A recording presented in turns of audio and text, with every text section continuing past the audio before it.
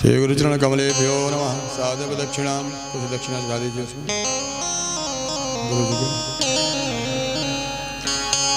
साधव दक्षिणाम समर्पयामि। प्रार्थना पूर्वकम नमस्काराय नमस्करोमि।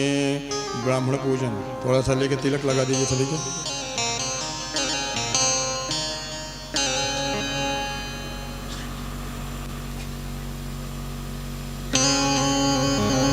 तिलक लगाइए सभी के जल्दी। ओम नमो ब्रह्मण्ड देवाय गौरहमण्ड हिताय च जगद्धिताय कृष्णाय गोविंदाय नमो नमः। नमो स्तुरन्दाय सहस्रपादाय सहस्रभावे सहस्रनाम्ने पुरुषः सहस्रते सहस्रकोटिर्युगधारिणे नमः। देवानीनं जगत्सर्वं मन्त्राधीनं च देवता ये मन्त्रा ब्राह्मणादि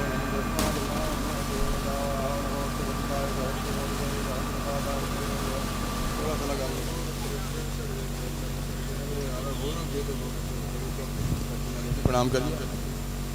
अरे वो गोरे गोरे गोरे गोर गोर करिए करके क्या करिए आप।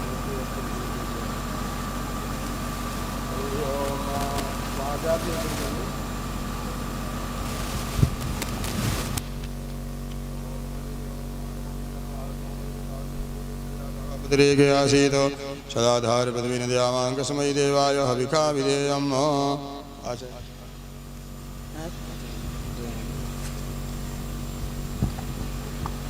आरती जला दीजिए पंडित जी। आचार्य जी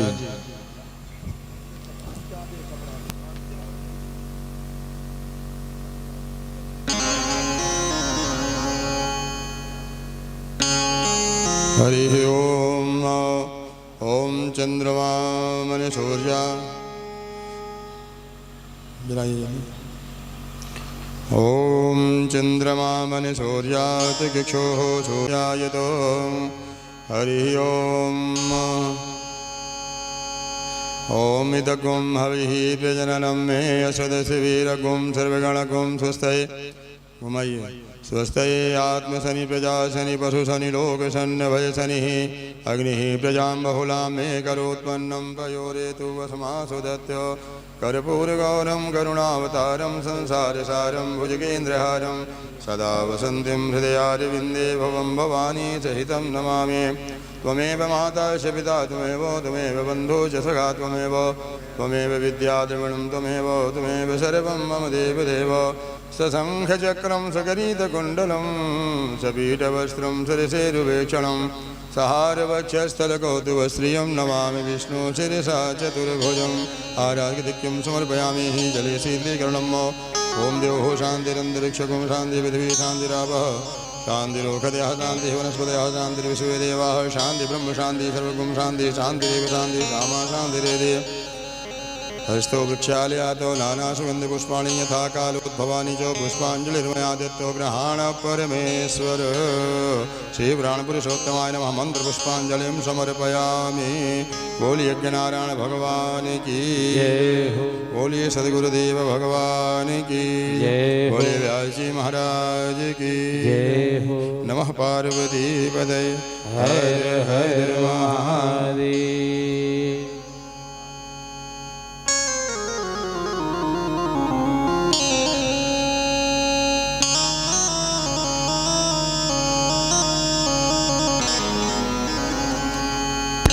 श्री राम जय जय राम। श्री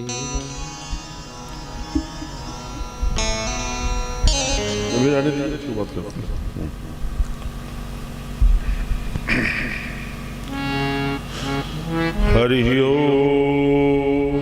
बोली हनुमान जी महाराज की जय हो।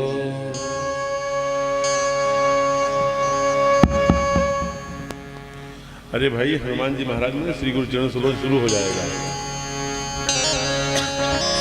श्री गुरु चरण सरोज रज निज मन मुकुर सुधार हरनो रघुबर विमल जसु जो दायक बलिहार।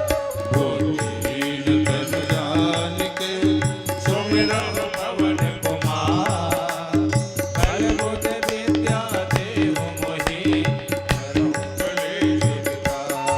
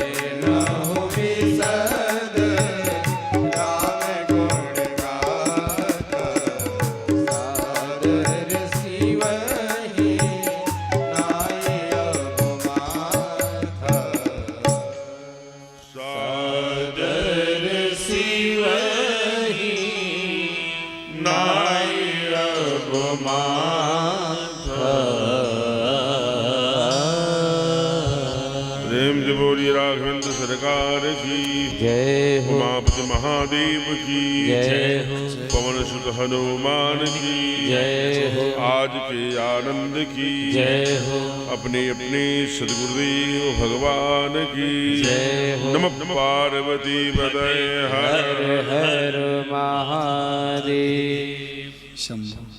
आइए हम सभी परम भागवत हैं कि ऐसे पवित्र काल में जो परमात्मा का नाम लेने का और उनका सुंदर लीला चरित्र सुनने और सुनाने का सौभाग्य हम सबको प्राप्त है।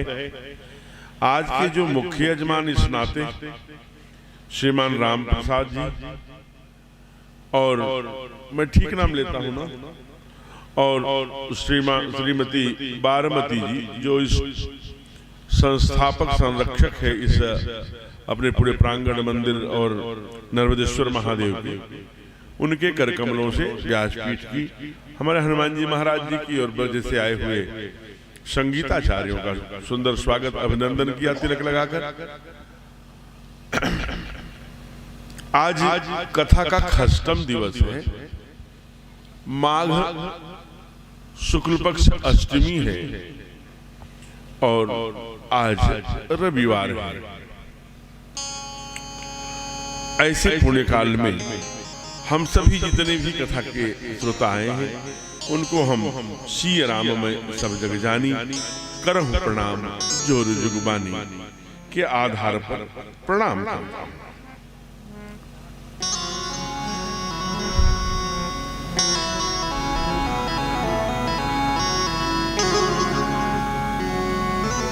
जन्म विवाह मरण गति सुई, सो जह लिखा जहां जस हुई। यह पंक्ति आज एकदम से मुझे सद्य प्रमाण के साथ उपस्थित सामने खड़ी दिखाई दे रही है। अभी कर्ता ब्रह्म है, भगवान ये जानते थे कि मैं 4 कदम जा रहा हूं। भगवान थे, मेरा बाप, मेरे पिता, मेरा बाप हमारे विरह में तड़प तड़प के अपना प्राण त्याग देगा। बाप ने भी ये मांगा था कि हे परमात्मा, जिस दिन आप मेरे आंखों के उलट हो उसी दिन मेरा प्राण निकल जाए। वो तन किस काम का, वो आंखें किस काम की जिसके सामने परमात्मा न हो। ये डिमांड राजा दशरथ की है, ये मांग उनकी है। और राम सदा सेवक रुचिरा की, वेद पुराण साधु सुर साखी। परमात्मा को अगर निर्मल मन से हम अपनी पुकार, अपनी चाह, अपनी तड़पन, अपनी प्रार्थना, अपना विनय, अपनी अनुनय, अपने दुख, अपने क्लेश चरणों में निवेदित करते हैं तो परमात्मा उसका निवारण करते हैं। देखिए, प्रमाण मैं हूं कि मैं आज के 7 महीने पहले, बल्कि 1 वर्ष, ठीक 27 जनवरी को यही कार्यक्रम चल रहा था। पूज्य पिताजी को जयपुर से ले आया कि मैं उनके चरणों की सेवा करूं। हमारे ज्येष्ठ भ्राता जयपुर में रहते हैं, तो वहां आश्रम पूज्य पिताजी द्वारा ही स्थापित रहा, तो वहां ले आया। और आसपास के लोग देखने भी गए, उनकी बड़ी सेवा सत्कार जितना यथा सामर्थ्य। लेकिन नियति फिर ऐसी बनी कि नहीं, जयपुर जाना है। जयपुर गए, कल एकदम चल रहे थे, फिर रहे थे, आकस्मिक विश्राम किए और आज प्रातः काल 6 बजे समाचार आ गया कि अब संसार में नहीं। 90-92 वर्ष उम्र तक केवल 2 वर्षों से कथा नहीं कर रहे थे, लेकिन पूरी जीवन भर कथा गाए। और ये हमारे लिए गर्व का विषय है कि आज, क्योंकि कल सुबह अग्नि हम लोग काशी में देंगे तो सूतक में हो जाएगा। अग्नि देते ही सूतक प्रवेश कर जाता है।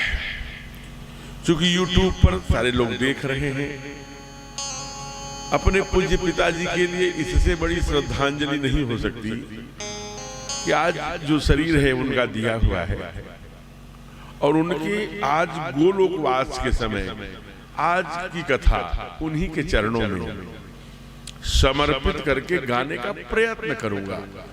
गा पाऊंगा नहीं गा पाऊंगा ऐसा मैं सोच रहा था, लेकिन गाने का प्रयत्न करूंगा। हमारे पूज्य पिताजी संत छोटे जी महाराज जी के शिष्य थे और देश देशांतर में ऐसे बहुत कथाएं गाई। खास करके पश्चिम में उनका क्षेत्र रहा, सहारनपुर, नजीराबाद, बिजनौर, कांठ, नगीना, मुरादाबाद, इधर अमरोहा, ये सारा जो क्षेत्र, उधर हरिद्वार, बुंदेल, उधर सारा कोटद्वार, पौड़ी गढ़वाल, ये सब उनके क्षेत्र कथा के रहे और हम कथा करके ही हम लोगों का लालन पालन किया। तो बचपन से ही उनकी वाणी से कथा सुनने के कारण से मन में एक भाव आया, उनके चरणों का रज की कृपा हुई कि हम भी कथा गाने का सौभाग्य इसी शरीर से मिला कि तुम कथा भी गाओ। और ये बड़ी बात होती है परमात्मा का कि लीला चरित्र का गायन। आज हमारे लिए एक इतिहास का वह पृष्ठभूमि है। जब मैं शरीर से हूं, वाणी से भी हूं जगत में, लेकिन कहीं न कहीं बेटा के ऊपर चाहे 100 वर्ष का ही बाप क्यों न हो, बाप होने पर एक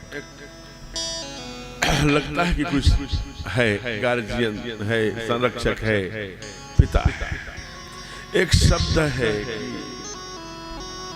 सनाथ और अनाथ। तो बच्चा तब तक अनाथ नहीं माना जाता जब तक उसका बाप जिंदा रहता है।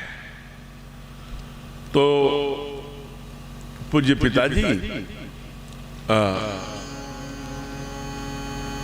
के न रहने पर हमें अपने को अनाथ महसूस करूं, उसके पहले राघव सरकार की कृपा है, वही माई बाप है। हम लोग गाते भी हैं, तुम्हें माता च पिता तुम्हें वह। पूज्य पिताजी तो शरीर के पिता थे और आत्मा के अंतस्थल में जो उन्होंने ऐसे कभी पिताजी का जो स्वभाव था, कभी उन्होंने डांटा नहीं, कभी दंडित नहीं किया, मित्रवत लाड प्यार करते थे और बैठ के एक एक चौपाई पढ़ाते थे। तो जीवन में बड़ा संघर्ष किया, तब किया। सर्वप्रथम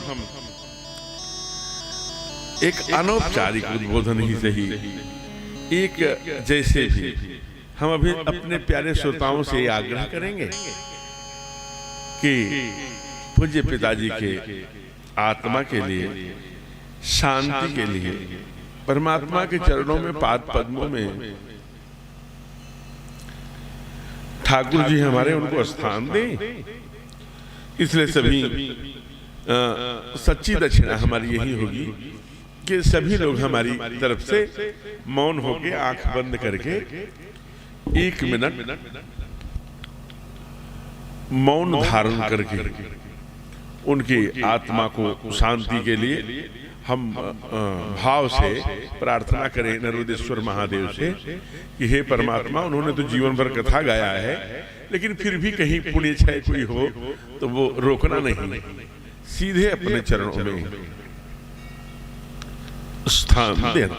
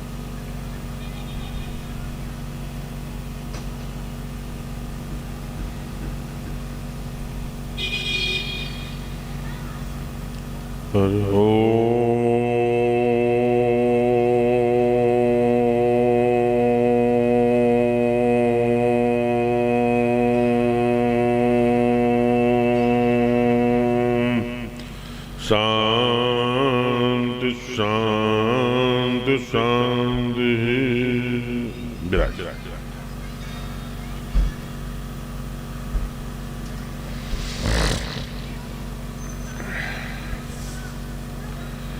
आई आज अभी गुप्त नवरात्रि भी चल रहा है और आज अष्टमी भी है, माघ शुक्ल पक्ष चल रहा है। और पूज्य गया प्रसाद जी कहा करते थे, जो ब्रज के बड़े संत थे, कि चलते फिरते चले जाना ही मोक्ष है। तो चलते फिरते गए हैं, इसलिए उनके चरणों में माथा टेक करके आइए कल से आगे। कल हम लोगों ने बाल कांड की कथा सुनी थी, जिसमें भगवान का विवाह उत्सव मना था। फिर बेटी को विदा करके जनकपुर अवध में आए। अवध में बहुत बड़ा उत्सव मना है और बड़े भाव से। कभी आप अयोध्या कांड जब खोलेंगे तो उसमें प्रारंभ में 8 चौपाइयां हैं। ये 8 चौपाई आप किसी के घर में गाई जाएगी तो कभी अमंगल नहीं होगा। हम लोग रोज अपने पूजा में गाते हैं, आज आप गा लीजिए हमारे साथ, फिर आप चाहें तो जोड़ लेंगे। पहली चौपाई से शुरू करेंगे। जब तेरा ब्याही घर आए, नित नव मंगल बोल बधाए। जब तेरा ब्याही घर आए, नित नव मंगल बोल बधाए। वन चारी दस भूधर धारी, सुखित मेघ बरसहि सुख बारी। भुवन चारी दस भूधर भारी, सुखित मेघ बरसहि सुख बारी। सिद्धि संपत्ति नदी सुहाई, उमज अवधिया बुझ कहलाई। सज संपत्ति नदी सुहाई, उमग अवधिया बुझ कहलाई। मणि कल्याण नारी सुजाती, सब अमोल सुंदर सब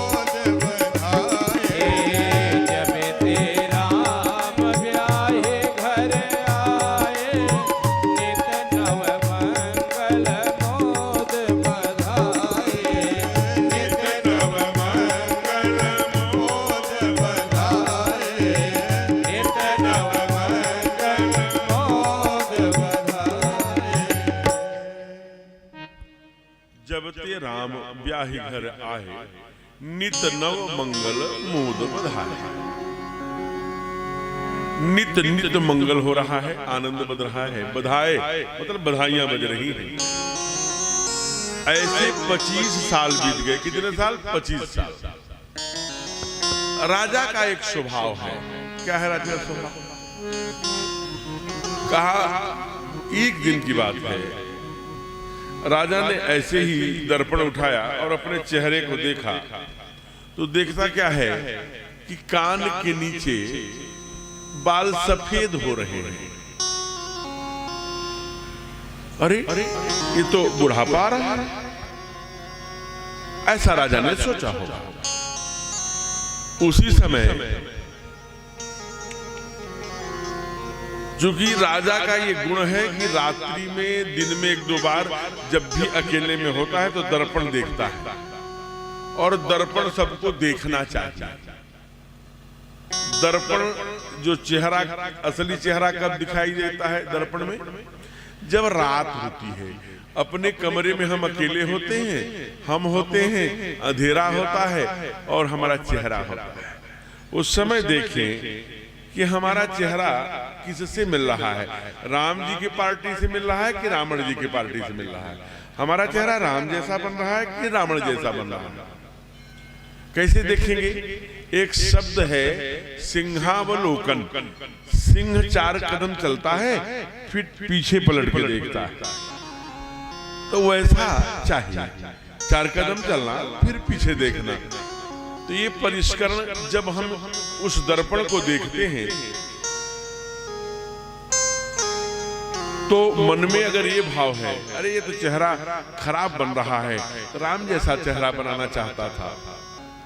जब तक हम ये सोचते हैं कि ये अरे वो सभी काम, ध्यान रखना, वो सभी काम गलत हैं, जीते करते समय मन में ये आता है कि अरे कोई देख लेगा तो क्या कहेगा। ऐसा सब काम गलत है जिसके करने में मन में ये भाव आए, अरे कोई देख लेगा तो क्या कहेगा।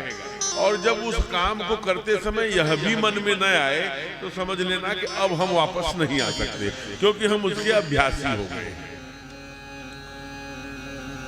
शुरू में जब हम लोगों ने कथा शुरू की थी आज के 6ठे दिन, तो कहा था कि दर्पण में क्या कहा था कि गुरु के चरण रज को आंखों में लगाया था। बालकांड में शुरू में क्यों लगाया था? क्योंकि बचपन में आंखें चंचल होती हैं। और आज क्या कह रहे हैं? गुरु के चरण को कहां लगाना? मन रूपी दर्पण में। क्यों? जवानी है। अयोध्या कांड क्या है? तना है। बालकांड क्या है? जड़ है।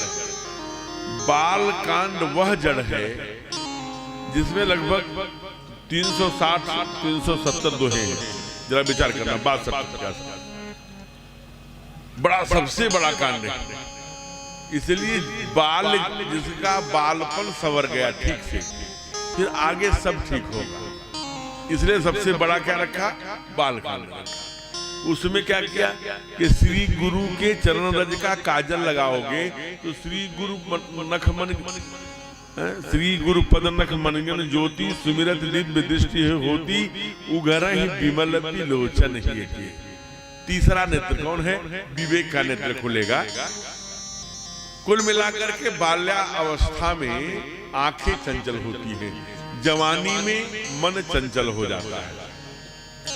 तो मन चंचल है, इसलिए मन रूपी दर्पण को गुरु के चरण रज से साफ करने की बात करते हैं।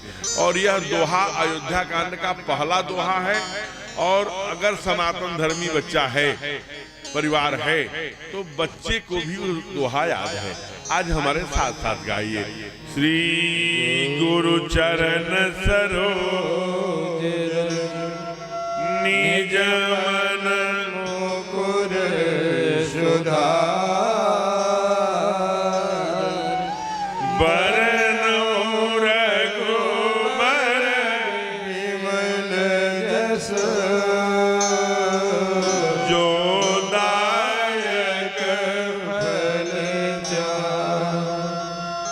श्री गुरु पद श्री गुरु चरण सरोज रज, उससे क्या करेंगे? निज मन, जो मन रूपी दर्पण है, मुकुर माने दर्पण, मन रूपी दर्पण जो है, जिससे हम यहाँ हैं और अभी दिल्ली पहुंच जाएं, एक सेकंड में इतनी मन की गति तेज है।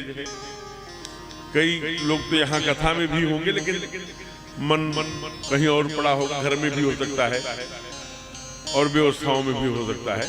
तो मन की बड़ी गति तेज है। कहा उस मन को जवानी में अधिकांश चंचल होता है, इसलिए गुरु के पद के रज से उसे साफ। तो कैसे साफ होगा? कैसे पता लगा कि चेहरा साफ हो गया? तो कहा उसका दो उपाय है। ठाकुर जी कहते हैं कि हमें वही व्यक्ति प्रसन्न है, पसंद है, स्वीकार है। कौन सा व्यक्ति?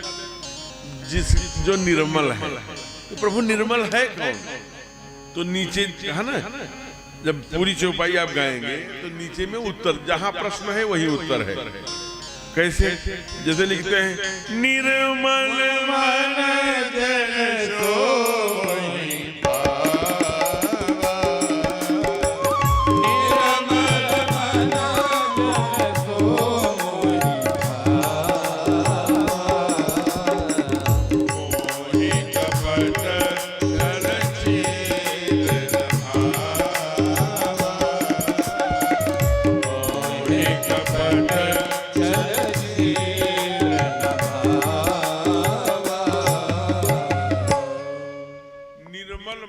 सोमोहि भावा।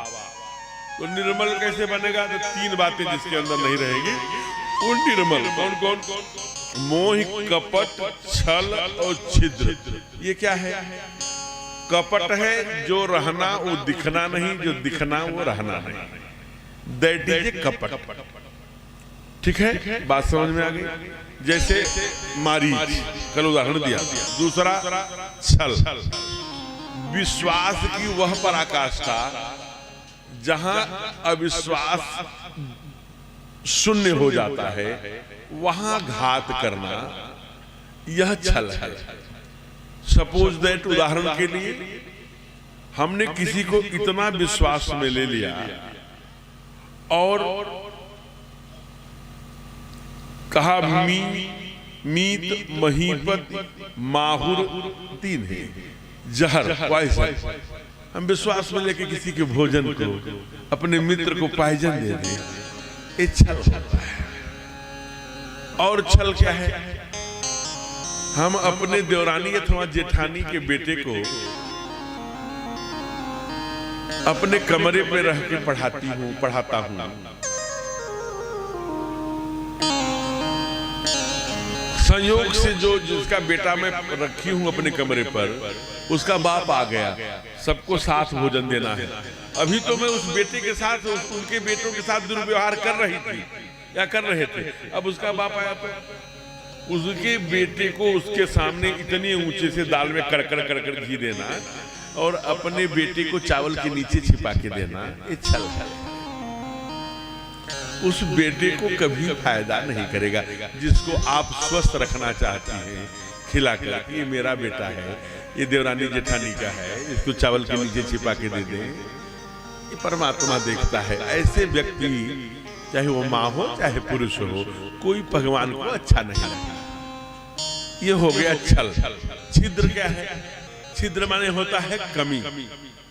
जो व्यक्ति हमेशा दूसरे की कमी देखता रहता है, अपनी कमी अपने कॉलर के नीचे नहीं देखता, हमेशा दूसरे, बाकी तो सब ठीक है लेकिन बाकी तो सब ठीक है लेकिन देखो इतने पैसे वाले हैं, उनकी 25 साल की बेटी हो गई। अरे भाई तेरे पेट में क्यों दर्द हो रहा है? तो जो दूसरे की कमी देखता है उसका मन कभी भी पवित्र नहीं हो सकता। इसलिए मन को अगर ठीक करना है, साफ करना है, रात में ही पता लगेगा। कैसे पता लगेगा? हम जितने एकांत की शुचिता बढ़ाते जाएंगे, परमात्मा की उतनी सामीप्यता प्राप्त करना। जैसे मैं यहाँ बैठा हूँ, यहाँ कल बैठता था, चंदन लगा के, वो लगा के, क्या सुंदर वस्त्र पहन के, बढ़िया माला पहन, ये मैं शो कर रहा था, दिखा रहा था। लेकिन रात जब है, केवल ठाकुर देख रहे हैं, उस अंधकार में मैं हूँ बिस्तर पर, फिर मेरा चिंतन कैसा है, फिर मेरा कैसा चेहरा है, वो महत्वपूर्ण है। जैसे रावण क्या करता है, रावण जरा विचार करना, अपने हाथों पे कैलाश को लेकर धगत धगत झगत जलम ललाट पट्ट पावके किशोर चंद्रशेखरे रति प्रतिक्षणम मम आदि कह करके प्रार्थना करता है। लेकिन उसकी रात बड़ी गंदी है। हम ये कैसे जान गए कि रावण की रात बड़ी गंदी है, दिन बहुत अच्छा है? क्योंकि जब हनुमान जी गए तो रात का वर्णन आया है। हनुमान जी से पूछा कि तुमने आप लंका गए थे ना? कहा हाँ। रावण के घर में भी गए? हाँ। तो रावण की रात बताना। तो लोग संत बताते हैं कि रात जिसकी अच्छी होगी उसका दिन भी अच्छा होगा। कहा मैंने रात तो उसका देखा है लेकिन बताऊंगा नहीं। सब बताए, कनक कोट विचित्र मनिकृत सुंदर आयतना घना चौहट हट सुबट बीती चारु पुर गज बहु बना गज बाज खच्चर निकर पदचर रथ बरू कहीं को तमाम बताते हैं। अरे तुम ये सब क्यों बता रहे हो? रावण के घर में गए कि नहीं? कहा मैं गया लेकिन मैं बताऊंगा नहीं। गयो दशानन मंदिर माही अति विचित्र कहीं जात सुनाही। वो बड़ा विचित्र है, उसको कैसे कहूंगा? वो मैं नहीं कह पाऊंगा। कहा नहीं, कहना पड़ेगा। तो कहा केवल रावण की इतनी पाप वाली रात है जिसको देखने मात्र से मैं ग्रहमा रुद्र हनुमान कोई पाप नहीं करता, लेकिन उसके देखने मात्र से सुबह होते ही राक्षस हमको जूते से मारे, लात से मारे, मारे लात कर ही बहु हासी। राक्षसों का लात खाना पड़ा। अब इससे बड़ा पाप क्या हो सकता है? ये पाप का फल कैसे हुआ? केवल रावण के रजनी देखने के कारण, रात देखने, इतनी पापी रात थी उसकी। इसलिए आपका मुखड़ा अकेले में जब हम लिहाफ ओढ़ लिए, रात दिन भर का चिंतन किया, आज ये गलत हो गया, ये सही हो गया, ये नहीं होना चाहिए, होना चाहिए। इसे कहते हैं मन रूपी दर्पण में देखना। जब हम अकेले में आंख बंद करके उस मन रूपी दर्पण में कैसे देखेंगे? ये आंख बंद होगी। जो ये शीशा वाला मुकुर है, दर्पण है, मुकुर माने दर्पण, तो इसमें ऐसे देखेंगे। लेकिन जगह मन रूपी दर्पण में आंखें बंद करके हमारा दिन भर का काम कैसा रहा, अगर ये मैंने गड़बड़ कर दिया, ये भैया जी का दुख दुखा दिया, आज वो मांग रहा था 2 रुपए दे देना चाहिए था, बड़ा न जाने किस वेश में नारायण मिल जाए। तो ये कैसी चक्र है, वहां से लौटने की संभावना होती है। एक पुराने, बहुत पुराने प्रदीप जी सिंगर थे, वो ट्रांजिस्टर पर गाते थे, मुखड़ा देख ले प्राणी जरा दर्पण में, पाप है कितना पुण्य है कितना, देख तेरे जीवन में मुखड़ा देख ले। मन रूपी मुखड़ा में पाप पुण्य दिखाई देता है। उसी को थोड़ा सा ये गीत गुनगुनाइए। ये भी कह रहे हैं कि मन में ही सब, क्या कहते हैं? मोरा मन दर्पण कहलाए, तोरा मन दर्पण कहलाए, तोरा मन दर्पण कहलाए। बुरे सारे कर्मों को भले बुरे सारे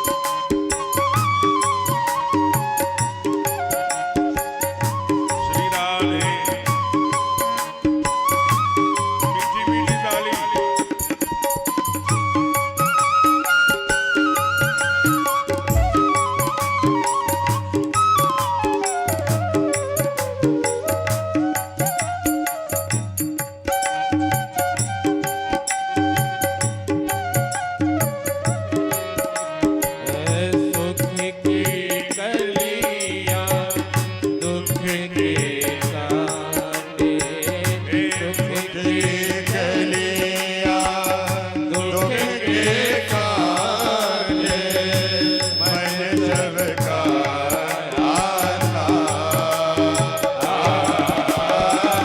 सुख की गलियां दुख के काटे मन सबका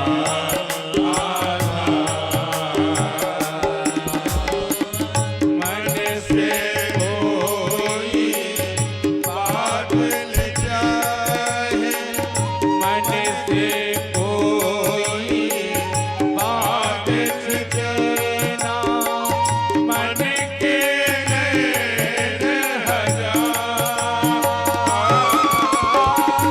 मन के नैन हजार जग से चाहे भागिल प्राणी जग से चाहे भागिल प्राणी मन से भागिल पाए तोरा मन दर्पण कहलाए तोरा मन दर्पण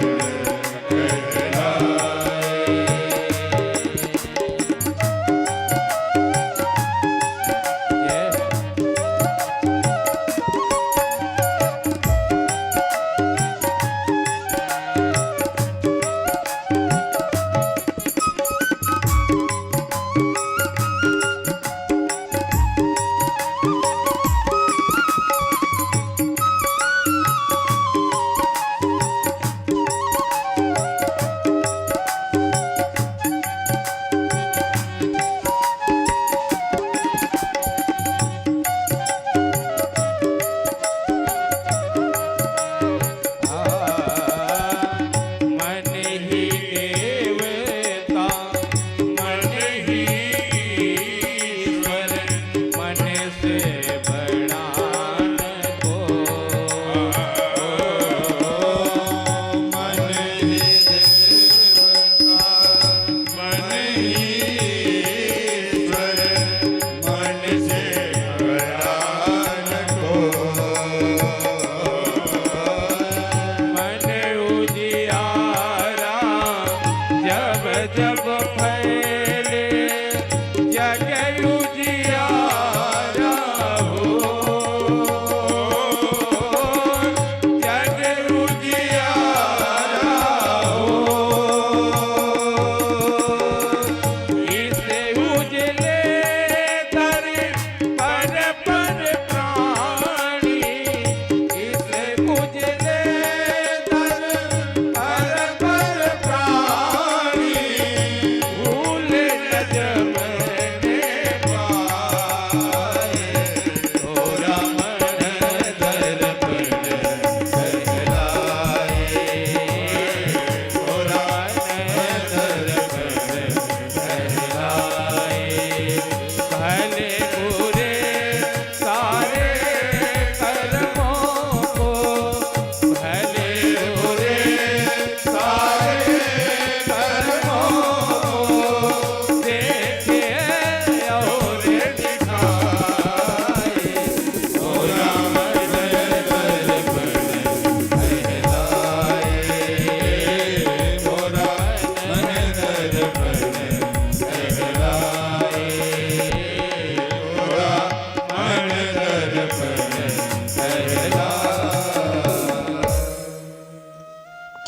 मन ही देवता मन ही ईश्वर मन ते बड़ा न इस उजले दर्पण पर प्राणी धूल न जमने पाए। तो किससे धूल साफ करनी है? किस धूल से? कहा श्री गुरु चरण सरोज रज निजमन मुकुर सुधार बरनौ रघुबर विमल यश जो दायक फल चार। तो राजा और कोई करे चाहे ना करे, राजा दशरथ ये काम करते हैं। क्या करते हैं? अपने पॉकेट में मुकुर रखे हैं, दर्पण, अपना चेहरा देखते हैं कि हमारा चेहरा राम जी की पार्टी से मिल रहा है कि रावण जी से। आज देखा तो क्या देखा? कान के पास बाल सफेद हो गया है और ये तो बुढ़ापा आ गया। ये कौन उपदेश दिया? बुढ़ापे ने। मनो जरठपन यह उपदेशा। क्या ये राजा, अब तुम बूढ़े हो चुके हो, बूढ़े राजा देश में समस्या बनते हैं, इसलिए राजपाट तुम दे दो राघव को, राम को, और स्वयं अपने मंगल भवन में ही राघव आते हैं। अब तुम मंगल भवन में के जो बिल्डिंग है, मंगल भवन वाली महल है, उसको बनाने में लग जाओ। तो हमारा ये कहाँ लिखा है? तो अयोध्या कांड में जब आप रामायण जी खोलेंगे पहला पन्ना, तो उसमें क्या, जब ते राम ब्याही घर आए उसके तुरंत बाद राय मुकुर करनी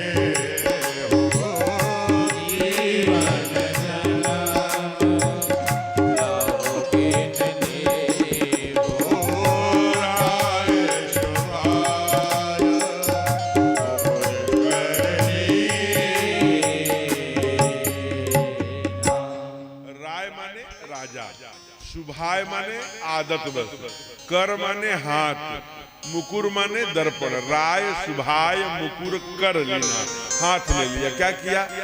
बदन, बदन माने शरीर, बिलोक माने देखना, मुकुट माने राजाओं का विशेष सिर पर पहने जाने वाला आभूषण।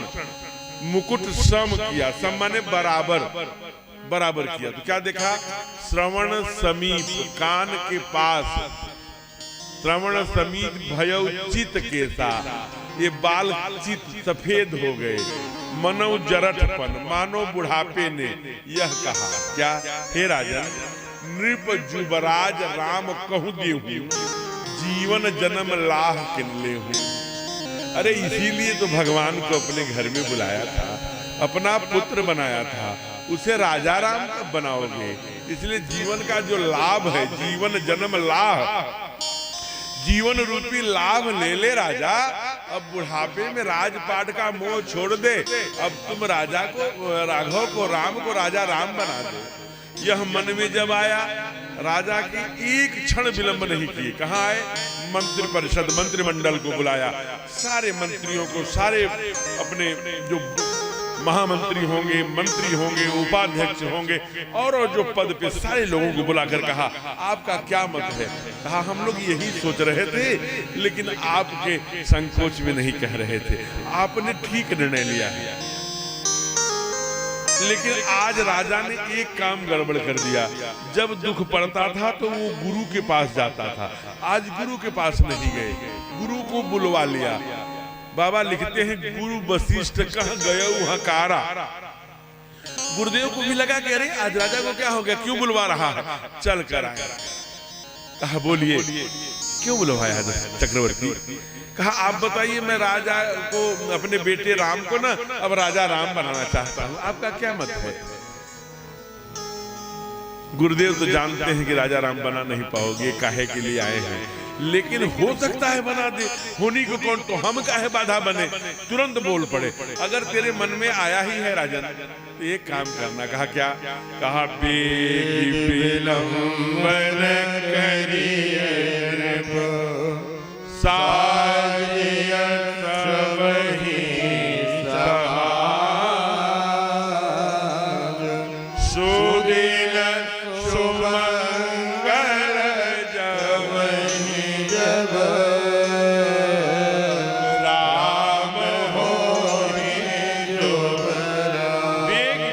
विलंब न करिए।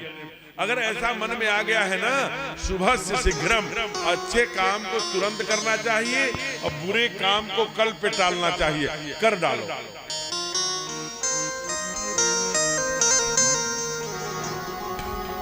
इसलिए श्री राधे शुभ से शीघ्रम, जल्दी करो। और ये मत सोचना कि लगन नहीं है, ग्रह नहीं है, वार नहीं है, तिथि नहीं है। सुदिन सुमंगल जब ही जब, राम हूं ही युवराज। क्या किया होगा? गुरु कह रहे हैं, लेकिन दशरथ जी ने किया नहीं। क्या किया? कल पे टाल दिया, और कल नहीं आया। क्या आ गया? काल आ गया। अच्छे काम को कल पे मत टालो, बुरे काम को टालो। हमारे राघव क्या करते हैं? कल पे टालते हैं बुरे काम को, और अच्छे काम को तुरंत करते हैं। कहां टाला काम? आंध्रा में ऋषिमुख पर्वत पर बैठे हैं, बाली का वध हो चुका है, सुग्रीव राजपाट पा गया है। जिस समय में कहा था आकर के मिलूंगा, बीच में एक दिन नमस्ते करने भी नहीं आए, राम राम करने नहीं आए। एक दिन कहा, लक्ष्मण ये तो जब से पत्नी, जब से राजी, जब से पाट, जब से तिलक सिंहासन ये सब पा गया है, तो सुग्रीव ही सुधि मोर बिसारी, जब ते पाई गए हो पुरनारी। ये तो मेरा स्मरण ही भूल गया, इसलिए अब हमें लगता है कि उसका वध कर देना चाहिए। तो लक्ष्मण ने कहा, देरी काहे कर रहे हो, तुरंत मारो। कहा नहीं, तुरंत नहीं मारे। क्या कहा तुम जाओ, ये बता दो कि जो बाण से मैंने बाली का वध किया था, वो बाण तरकस में अभी हमारे है, और उसी बाण से मैं आज नहीं कल सुग्रीव को मारूंगा। देखिए लिखा, जय सायक मारा मैं बाली, जय कर हटो मोड़ कर काल, जय कर हटो मोड़ कर काल, जय कर हटो मोड़ कर काल, जय कर हटो मोड़ कर काल, जय कर हटो मोड़ कर काल। जिस सायक से, जिस बाण से मैंने बाली को मारा था, उसी को यही कर हटो मूढ़ कर काली। कल नहीं आया, काल और आज के बीच में समाधान निकला। उसी सुग्रीव के नेतृत्व में पूरी धर्म अधर्म की लड़ाई हुई, धर्म विजयी हुआ, अधर्म नाश हुआ, धर्म की स्थापना। लेकिन अच्छे काम को कल पे मत टालिए, तुरंत। और लेकिन राजा दशरथ ने टाल दिया, कल नहीं आया, काल आ गया। और जो ही राजा दशरथ ने कहा, अब आप आए हैं तो हमारे पुत्र को राजनीति जाके समझा दीजिए, क्योंकि कल राजा बनेंगे ना, कल राजा राम होंगे, तो राजनीति समझाने के लिए ठाकुर के पास। ये ठाकुर का वाक्य, कभी रामायण खोल के इसे देखना, बड़ा प्यारा प्यारा। ठाकुर क्या कहते हैं, अरे आप स्वयं आपने हमको बुला लिया होता। हे गुरुदेव भगवान, दास के घर आप एकदम से आंखों में आंसू। मन में सोचा होगा गुरुदेव ने, देखिए बाप कितना, बेटा कितना शीलवान है, और बाप ने मुझे बुलवाया, उपदेश दिया, उपदेश दे करके युवराज होने का समाचार देके चले। दरबार से बाहर वाले कमरे में, गेस्ट रूम में बैठे रहे होंगे, वहां से उठे राघव, अंदर गए। अंदर मैथिली रही होंगी। राघव बाहर से आए, गुरुदेव समझाने आए थे, कोई विशेष बात है? मां ने कहा कि जानकी मैया ने कहा कि राघव आपका मुंह क्यों लटका है, क्या बात है, कोई अमंगल सूचना है क्या, कोई विशेष बात है क्या, आपका चेहरा मुरझाया हुआ क्यों है, झुका हुआ क्यों है? कहा उसका कारण है। कहा क्या? कहा विमल, ध्यान देना। जानकी ने पूछा कि आपका चेहरा लटका हुआ क्यों है? गुरुदेव ने क्या कहा? कहा कि मैं गुरुदेव की बातों का उत्तर नहीं दे पाया। गुरुदेव ने आज बड़ा गड़बड़ बात कही। क्या कहा? कहा विमल वंश अनुचित का एक ही अनुचित है, और सब ठीक है, विमल वंश बहुत अच्छा है, सूर्य वंश है, इक्ष्वाकु वंश, इसमें बड़े बड़े महारथी तपी राजा हुए, एक अनुचित है। कहा क्या अनुचित है? कहा बंधु बिहाई बड़े ही अभिषेक, छोटों भाइयों को छोड़ के केवल मुझे अकेले राजा बनाया जा रहा है। संग संग सब भयो उछाहा, सारे विवाह उपवीत जनेऊ सब साथ साथ हुआ, लेकिन एक काम गड़बड़ हो रहा है कि सबको छोड़कर हमें अकेले राजा बनाया जा रहा है।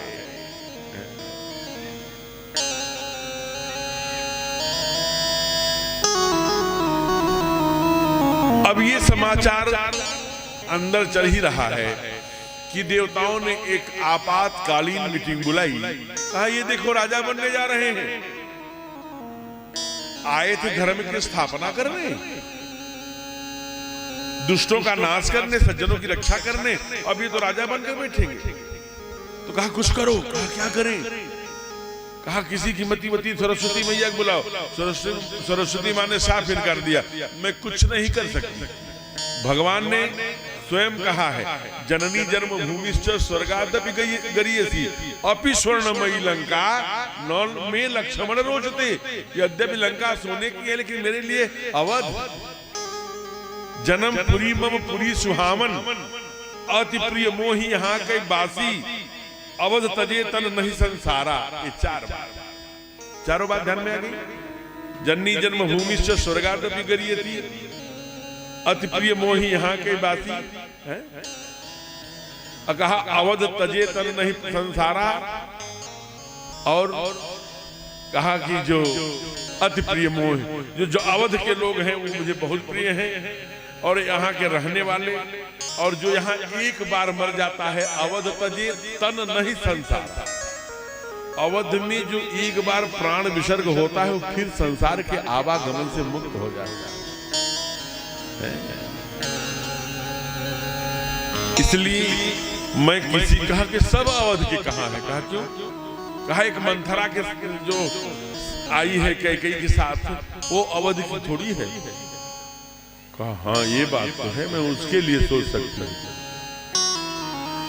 पहले तो हम लोग अपने बेटियों के यहाँ पानी नहीं पीते थे, आज से 20-25 साल पहले तक तो मंथरा को लिए मिनरल वाटर आता रहा होगा।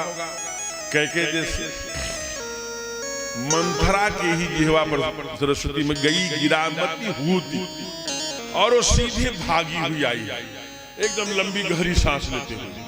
किसके पास आई? बधाई सुनकर, वो सब सुनकर, अरे कैकेयी तू कहाँ है? कैकेयी प्रकट हुई। हाँ बोल। कहा ऐसा है ना, कहा तुम्हारी इतनी गहरी लंबी सांस क्यों है? तुम्हारी जटाएं क्यों बिखरी हुई हैं? तुम इतनी घबराई हुई क्यों हो? क्या बात है? अवध में सब ठीक है ना? परामैया अंबा कैकेयी पूछती है। मंथरा बोलती है कैसी बात तो करती है, कुछ ठीक नहीं है। क्या? मेरा राम ठीक है ना? कुछ ठीक हो या ना हो, मेरा राम तो ठीक है ना? मंथरा ने कहा राम ही छाड़ कुशल के ही आजू, ते ही जने दे ही जुबराजू। जिसे राजा साहब राजा बना रहे हैं, और तेरे राम को छोड़कर कौन किसका हित है? सबसे कुशल है तो किसी तेरे रामे का। एकदम माने चाटा लगा, दूर पापिन कहीं। जब भी कुसंगति आपके पास आए और आप उसी समय चाटा लगा देंगे तो दूर चली जाएगी, लेकिन अगर आप कुसंगति के संपर्क में आ गए तो फिर बच नहीं सकते। ये आप जान लीजिए, तब आप बच नहीं सकते। एक बार सब ऐसी काई लगी हुई है कि पैर रखा नहीं, स्लिप एक दुर्गुण से शुरू करेंगे, सर सर सर सर नीचे तक चले। इसलिए पहले ही सावधान। माने चाटा लगा दिया, वही अगर काम खत्म हो गया होता तो ठीक है। नीच के संग में बुद्धि घटे, सम्मान घटे, नित घर के जाए, मांगत मांगत मान घटे। ध्यान रखना, जब भी बाबा ने नीच शब्द का प्रयोग किया है जाति से नहीं, जो कर्म के द्वारा नीच है उसको संबोधन किया है। दुनिया भर के जो राक्षस और जिस प्रकार से एकाध कभी उनको फुर्सत तो है नहीं रामायण पढ़ने की, एकाध चौपाई कहीं से पढ़ लिया देख लिया, कुछ भी बोलेंगे तो उनकी बात मैं नहीं कर रहा हूं, लेकिन कोई भी जाति का विषय कभी बोला ही नहीं। स्त्री के लिए उनके मन में जितना सम्मान है, सबके लिए, चारों वर्णों के लिए बहुत ठीक से कहा। यह जो कथा सुनेगा, पुरुष हो नर नारी हो, बार बार कहा, चिल्ला चिल्ला के कहा। इसलिए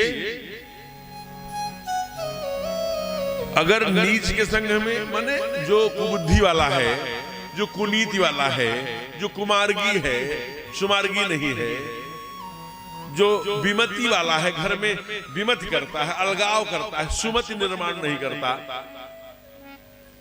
ऐसे के संपर्क में मत आइए, दूर हो जाइए। माने एक चाटा लगाया, इसलिए 4 लोगों से हमेशा दूर रहना चाहिए। कहा कि जो जी जी जी जी भैया इधर पूरब है ना, जी जी जी जी, और सब ठीक है, हाँ इस समय तो रात्रि के 9 बज रहे होंगे, हाँ जी जी जी जी। कहा अति निकटयात जो ऐसे बोलते हैं जी जी जी जी, कहा चौरेर लक्षणम, वो उतना ही लंबा चूना लगाएगा।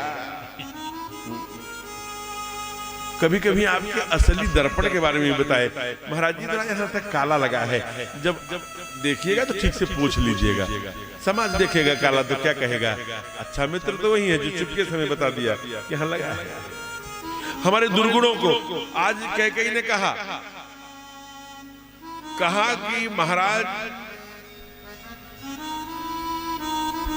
जिमि अंकुश धन उरग बिलाई, नवन नीच कर बड़ दुखदाई।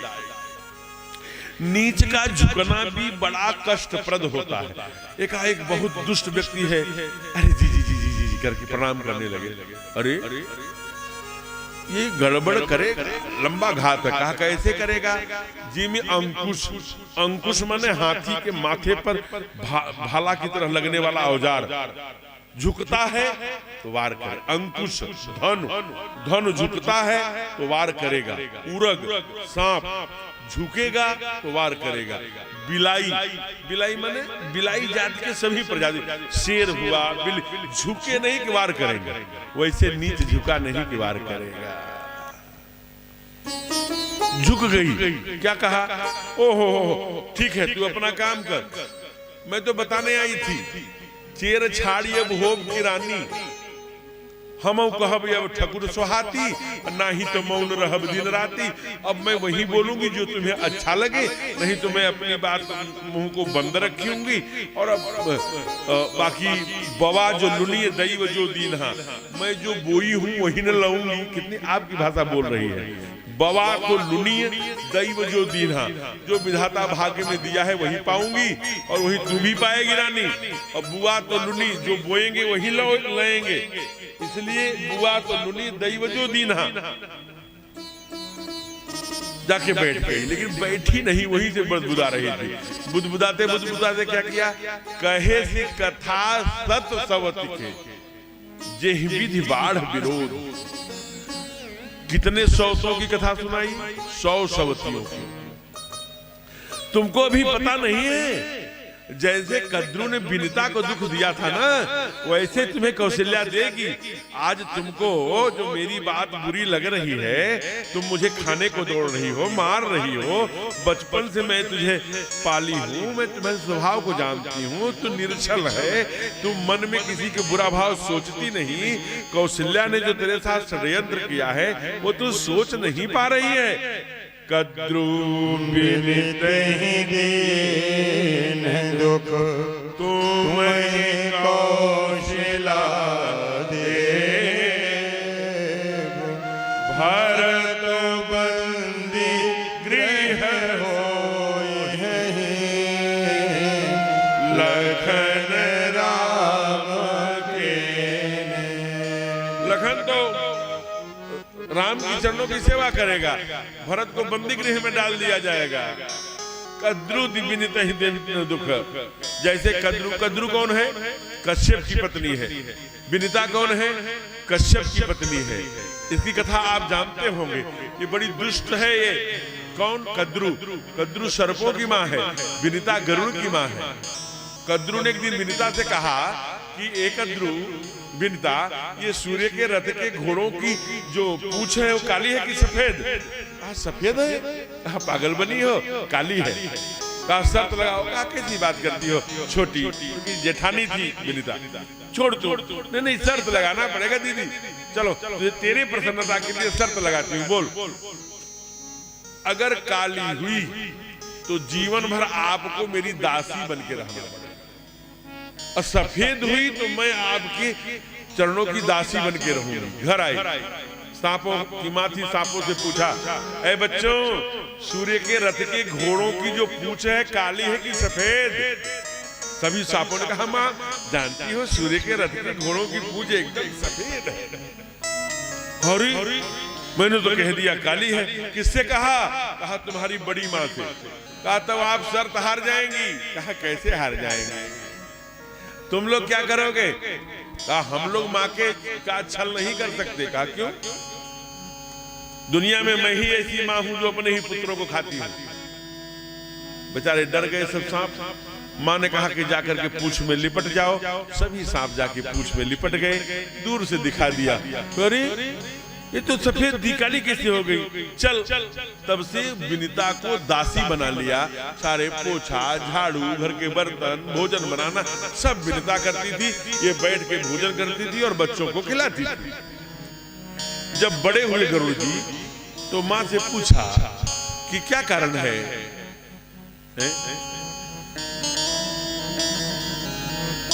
क्या कारण है? आप ही सब काम करती हैं, छोटी माँ कुछ भी नहीं बोलती। ठीक है मेरा जी,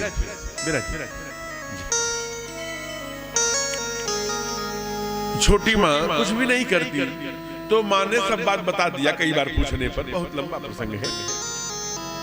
तो वो कहा कि वो छोटी माँ के पास चले। कहा आपने मेरी माँ को गुलाम बनाया है। कहा बनाई हूँ शर्त। कहा आप अब कोई शर्त बताइए जिस पर मुक्त कर सकते हैं। एक शर्त है। कहा क्या? कि तू इंद्रलोक चला जा, वहां से अमृत कलश है, अमृत कलश लाकर मुझे दे, मेरे बच्चे पी ले, मैं पी लूं, अमर हो जाऊंगी, उसके बाद तेरे। तो कहा कि अगर मैं वो अमृत कलश लाके आपके हाथ पे दे दूं तो हमारे माँ को मुक्त कर देंगे क्या? पहले बात ही होती थी, कोई टेप नहीं था, न कोई रिकॉर्डिंग थी, न कोई लेखन था। बात हो गई तो पहुंचे हैं गरुड़ जी और सबको परास्त करके अमृत कलश लिया। चल। इंद्र ने कहा ये कौन वीर है? उन्होंने अपना वज्र छोड़ दिया। जब वज्र छोड़ा तो गरुड़ जी अपना छोटी सी एक पंख, बाएं पंख की तोड़ करके केवल वज्र के सम्मान में कि दधीची के हड्डी का बना है, इसका अपमान नहीं होना चाहिए, एक छोटा सा पंख नीचे गिरा दिया और प्रणाम करके चले। इंद्र घबरा गए कि रे बाप रे, ऐसा कौन वीर है जो मेरे वज्र को भी कुछ नहीं हुआ? आगे आकर के प्रणाम करके खड़े हो गए। कहा आप ब्रह्मा के विधान को तोड़ने वाले कौन वीर हैं? कहा मैं गरुड़ हूँ। कहा ओ सरकार की सवारी? कहा हाँ। कहा प्रणाम। अब बताइए पूरी कथा। पूरी कथा बताया। कहा मैं एक ऐसा तरीका बताऊं कि आपका भी काम हो जाए और मेरा भी काम हो जाए। तो कहे चलेगा। कहा क्या उपाय है? कहा आपने ये शर्त लगाई है कि माँ के हाथ में रख देंगे, फिर आपका काम खत्म, आगे का काम हमारा होगा शुरू, फिर हम चल लड़ने के लिए वहां मत खड़े हो जाना। कहा नहीं खड़े हो। फिर जब वहां पहुंचे हैं, माँ के हाथ में दिया। कहा मेरी माँ मुक्त ना? कहा हाँ मुक्त। और तब तक कहा जल्दी दौड़ो बच्चों, सब आ गए, सांप, कालिया और वो ये कोबरा और वो, पियो पियो पियो। तभी ये इंद्र ब्राह्मण के भेष में पहुंचे। नारायण नारायण, और ये अमृत कलश है, और अमृत कलश बिना पूजा किए, बिना स्नान किए कैसे पीने जा रहे हैं आप लोग? आइए इसकी मैं बहुत सुंदर, मैं अमृत की ही पूजा करता हूँ, अमृत कलश की पुजारी हूँ, मैं ठीक से पूजा कर दे रहा हूँ, आप लोग नहा के आइए और पाइए। जो ही सब नहाने के लिए गए और इंद्र जी लिए और भागे, दौड़ो दौड़ो दौड़ो, पियो पियो, भागा भागा। तो चूंकि नहाने जब जा रहे थे तो पूसा की चटाई पर कलश को रखे थे, इसलिए सब सांप आए। माँ ने भी कहा इसी चटाई पर शायद एक आध बूंद गिरा हो, चाटो। सब चाटे, अमृत तो नहीं मिला, लेकिन तभी से जीभ फट गई, तो द्विजिह्वा हो गए, सभी सर्प को दो जीभ हो गए। तभी इसीलिए कद्रु बिनत ही दे तुम्हें कौशला देव भरत बंद गृह सोई है लखन राम के ने। ऐसी बात कही गई। उसके बाद मैया ने जब कहे थी कथा सत शब्द, हमने आपको कितने शौच की कथा सुनाई? 1 शौच की। और कद्रु बिनता ने किसकी सुनाई? 100। मैया के बताने पर उन्होंने 14 वर्ष का वनवास और ये कर के चली गई कोप भवन में। राजा साहब उतरे हैं, कोप भवन पहुंचे हैं। ध्यान रखना एक बात, ये जैसे 100 गुरुओं ने पढ़ाया हो वैसे पढ़ाई है। जब वहां गए तो पहले कैकेयी के भवन में जा रहे थे सीधे, लेकिन जहां कोप भवन लिखा था और आरो बना था, ऐसे आरो, तो मंथरा वहीं खड़ी थी। तो कहा हटो, हमें जाने तो। कहां जा रहे हैं? कहा कैकेयी भवन। कहा यहां मत जाइए, कोप भवन। ऐसे तीर बना था। अरे कोप भवन? वो तो सोचे थे सरप्राइज न्यूज देंगे, इसलिए उनसे बिना पूछे ही ये सारा कुछ कर रहे हैं। क्योंकि वहां बिलाप के समय कहते हैं कि ये सारा काम बिना तुमसे पूछे किया, इसलिए हमारा जो ये मनोरथ हो गया वो छूछे, मनोरथ मेरा छूछा हो गया क्योंकि तुमने बिना पूछे ये काम किया। कोप भवन सुनते ही राजा कांप गए, थर-थर धड़क के पैर कांपने लगे। ऐसे समय में जब मैंने राम को राजा राम बनाना है, तो रानी मेरी जो सबसे प्रिय रानी है वो कोप भवन में विराजित है। कोप भवन सुनि सकोचे उदाव, कोप भवन सुनि सकोचे उदाव, हरे बस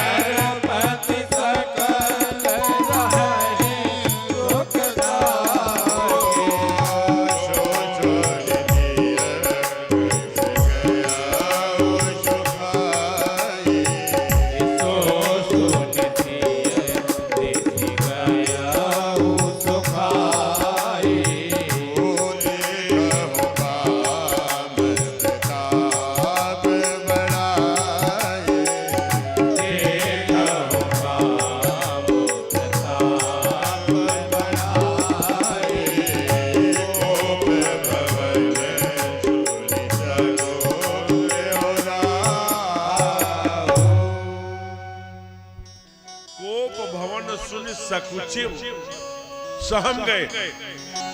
भय बस अगहुड़ परई न पाऊ, भय के कारण अरे मेरी सबसे प्रिया जो है पत्नी, वो कोप भवन में जब मैं राम को राजा राम बनाने जा रहा हूं, कारण क्या है?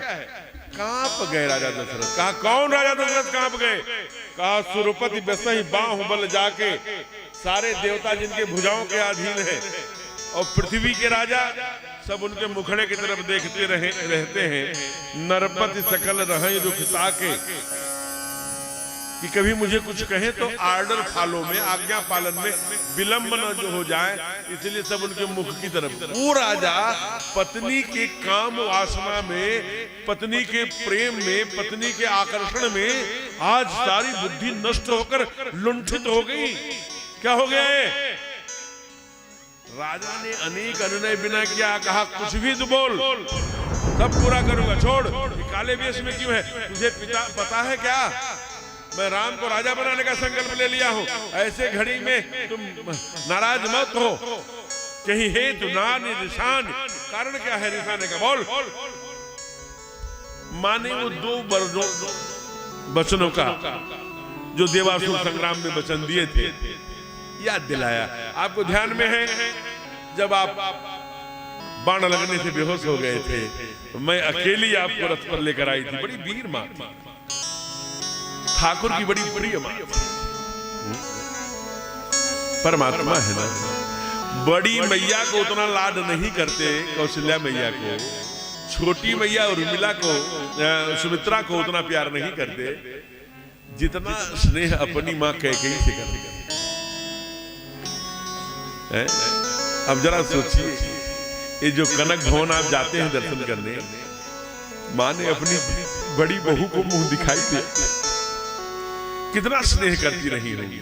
आप सोचिए, दक्षिण के रामायण में तो ऐसा आया कि बरसात का महीना है, काली रात है, घनघोर बारिश हो रही है, राघव निकल के कैकेयी भवन में जाते हैं, कहते हैं मां, जिसे मैथिली शरण गुप्त ने संकेत किया है, कहा मां, कहा हाँ बोल रहा हूं, कहा मां मुझे 25 वर्ष विवाह के बाद हो गए, मेरे पास टाइम नहीं है, मेरी एक लिमिट है ना आने की धरा पर। मैं आया हूं दुष्टों का नाश करके, सज्जनों की रक्षा करके, धर्म की स्थापना करके, अब देर हो रही है, अब आपको ही साथ देना पड़ेगा।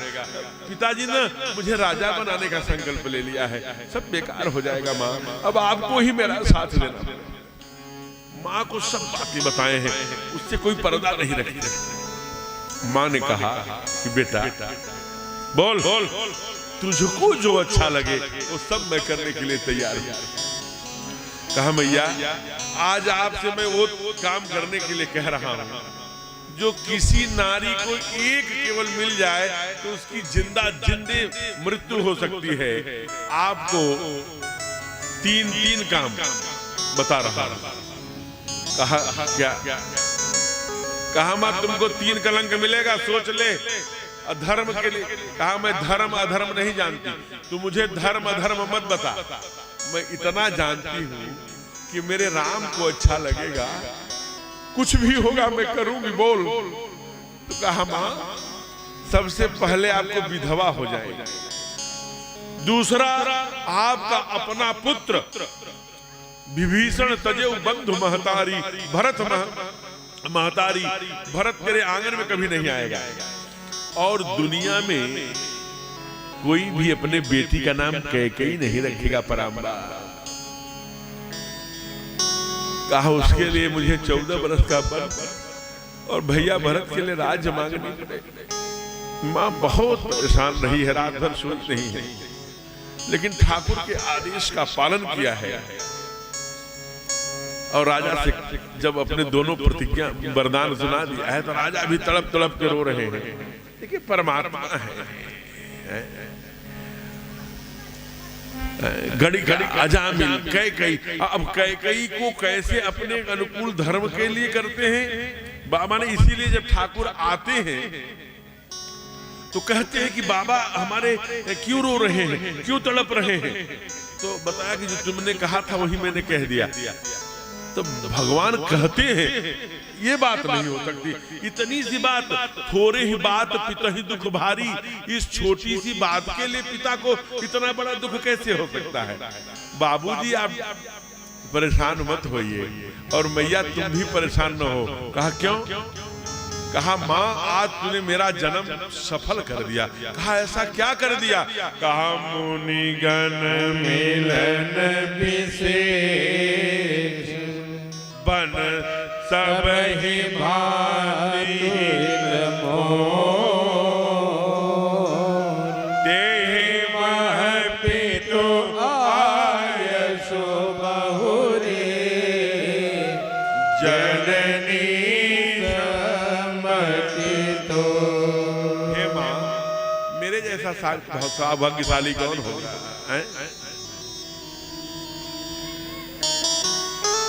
कि माता कह रही है जाने के लिए, पिता बन जाने के लिए तुम्हारी सहमति, तो माता पिता का एक साथ पालन करने का है? मैं तुरंत कपड़ा चेंज करके आता हूं, क्योंकि आपने कहा है हो तो प्रात मुन वेश धरि, जौन राम मन जाऊं, मोर मरण राउर यश, नृप समझिए मन माहे। दौड़े आते हैं, पराम्बा मिल जाती है, बड़ी मैया मिल जाती है। अरे राघव कहां घूम रहे हो? सुमंत का बेटा, मंत्री का बेटा भी साथ में है। कहां घूम रहे हो? कहा कहीं नहीं, बाबूजी के पास। जल्दी जल्दी जल्दी जल्दी नहाओ धो, तुमको भूख लगी होगी ना, पूजा करना है। मैं ग्राम देवी की पूजा करने जा रही हूँ, वहां से पूजा करके आती हूँ, तुम राजा बनेगा ना। ऐसे करके चूम लिया, मेरा लल्ला राजा बनने जा रहा है। गले से लगा लिया, राघव को लगा रही, ये तो बड़ा विपरीत सोच रही बैठा है। माँ आपको पता है, आप तो मुझे समय ही नहीं देती। अरे बाबूजी ने ना भैया भरत को केवल अयोध्या का राजा बनाया, हमको पूरे जंगल का, पूरी दुनिया का राजा बना दिया। पिता दिन में कानन राजू, पूरे जंगल का राजा। तब सचिव सुत सब कथा, सुमंत के बेटे ने सब कथा बता दी। तब माँ ने कहा कैसी बात करता है तू, मैं देखता हूं, देखती हूं, कौन तुझे जंगल में जाने दे। कोई भी माँ होगी तो कहेगी कि अरे जंगल भेजना है तो अपने बेटे को भेजे, और राजा बनाना हो तो अपने राजा को बनाए, हमारा बेटे को क्यों भेजने वाली वो कौन होती है? वो भी सौतेली माँ। राजा भी बनाना हो तो अपने बेटे को बनाए, जंगल भेजना हो तो अपने बेटे को भेजे। और मेरे बेटे, दूसरी माँ रहती और तेजस्वी क्रोधी, तो कहती कि मेरे बेटे की राजा ने घोषणा कर दिया है, राजा की कल, और घोषणा को कैसे वापस लेंगे? मैं देखती हूँ कौन वापस कराता है। मैं महारानी हूँ और राजा राजा है। सिंहासन पर कौशल्या ही बैठती है, कभी कैकेयी और सुमित्रा नहीं बैठती। लेकिन माँ ने क्या कहा? कहा अगर पिता ने कहा है कि तुम जंगल जाओ तो मैं बड़ी माँ होके मना कर रही हूँ, लेकिन तो तेरी मैं अकेली माँ नहीं हूँ, तेरी तो तीन माताएं हैं, उनमें से कोई और कहा होगा तो माता पिता दोनों की आज्ञा हो गई, तब मैं नहीं रोक सकती। जाऊं केवल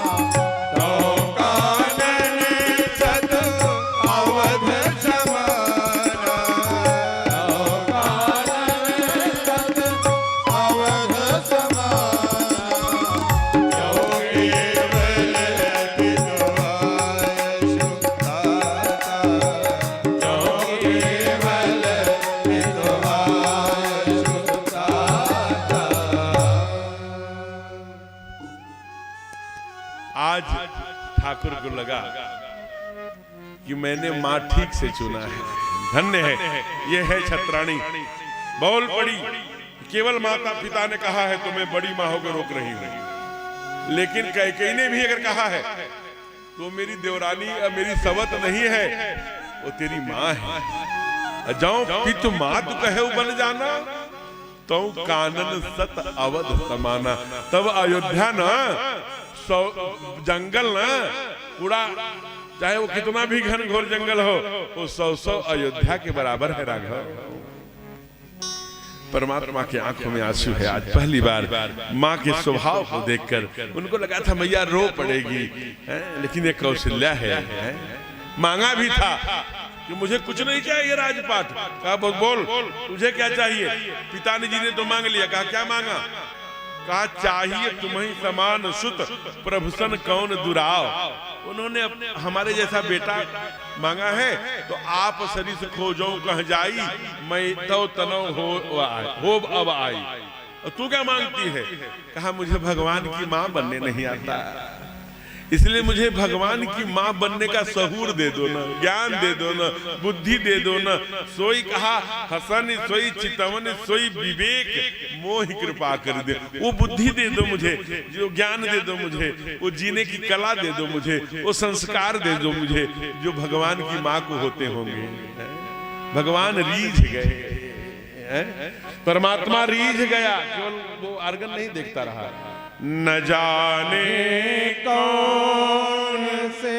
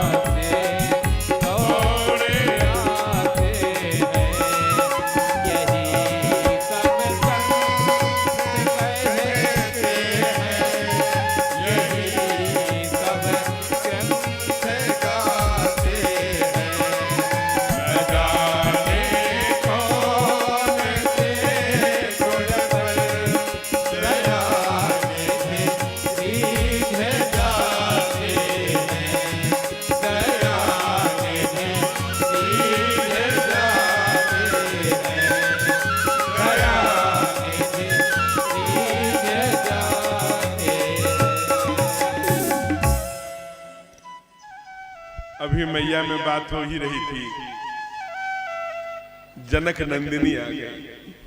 हमको घर पर कहेंगे कि साथ ले चलेंगे।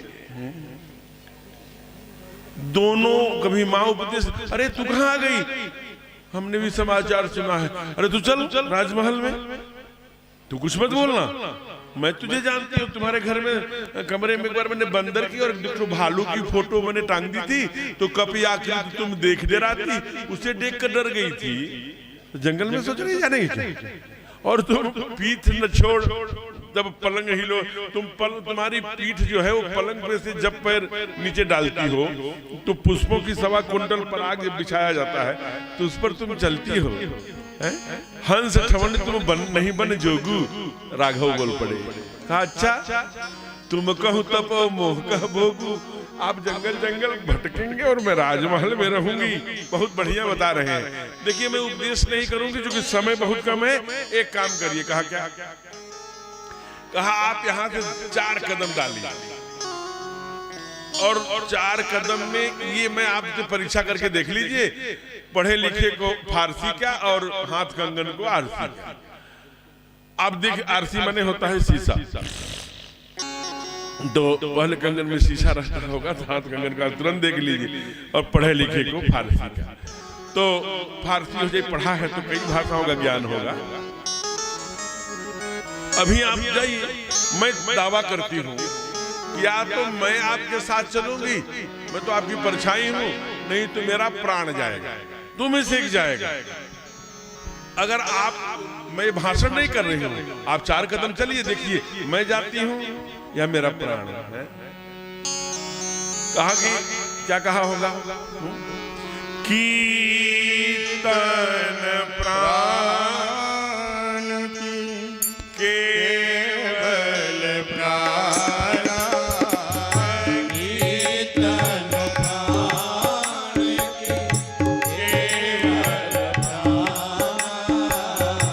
विधि कर तब जो जाए न जाना, कीर्तन प्राण की केवल प्राण,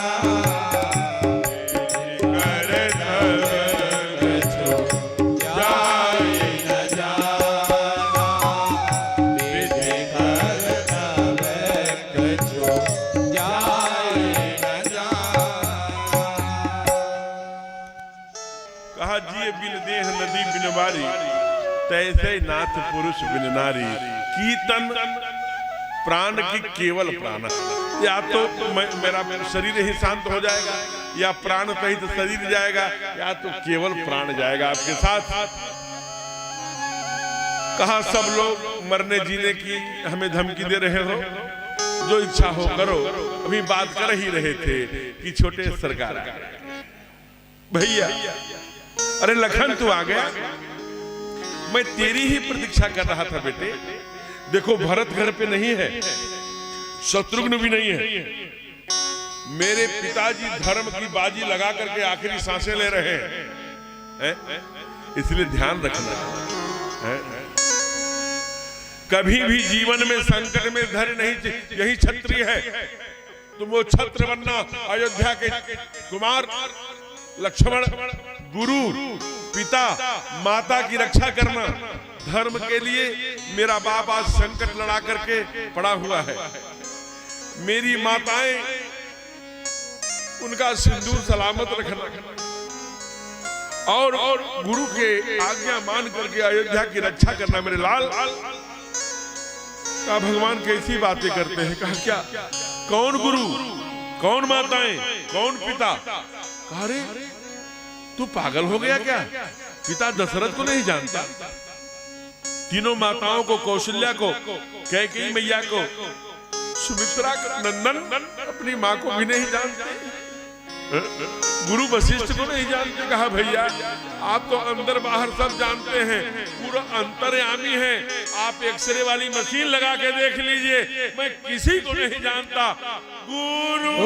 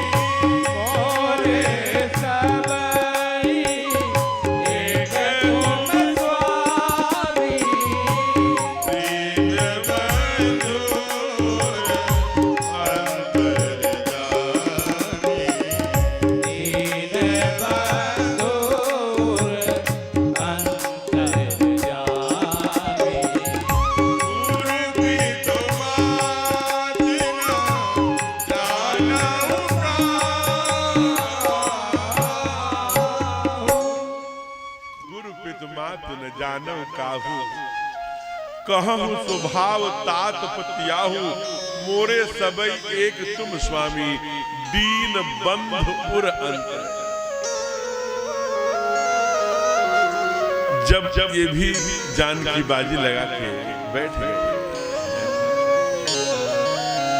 कहा ऐसा करो जल्दी से जाओ, माँ को आज्ञा लेके आओ। माँ के पास आ गया, कौन भैया भैया वो कहा मुझे सब पता है, यहाँ क्या करने आया है।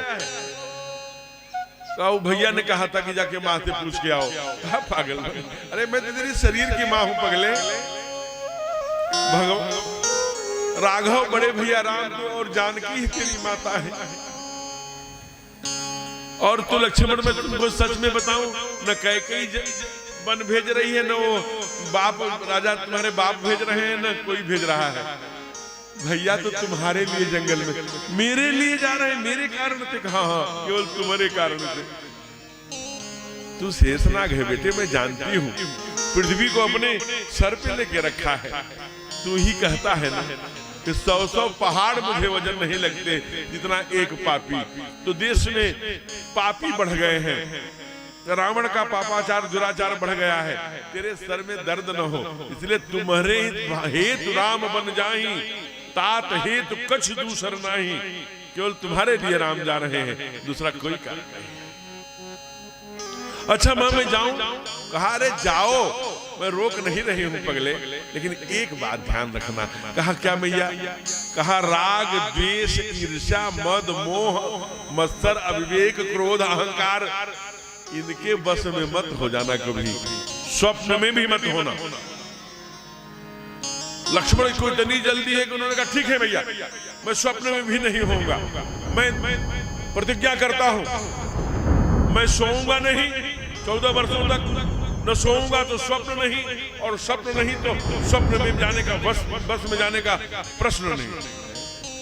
इसलिए जब रावण कहता है बार बार कि कुंभकर्ण असबंधुमम, कुंभकर्ण असबंधुमम, तब ठाकुर से नहीं रहा जाता। एक बार कहते हैं उस अहंकारी से बताओ कि 6 महीने सोने वाले भाई पर उसको इतना अहंकार है, तो मेरे जो सतवां आया है छोटा वाला, वो 14 वर्ष से सोया ही नहीं है।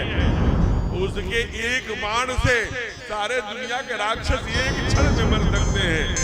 जगमोह सखानी साज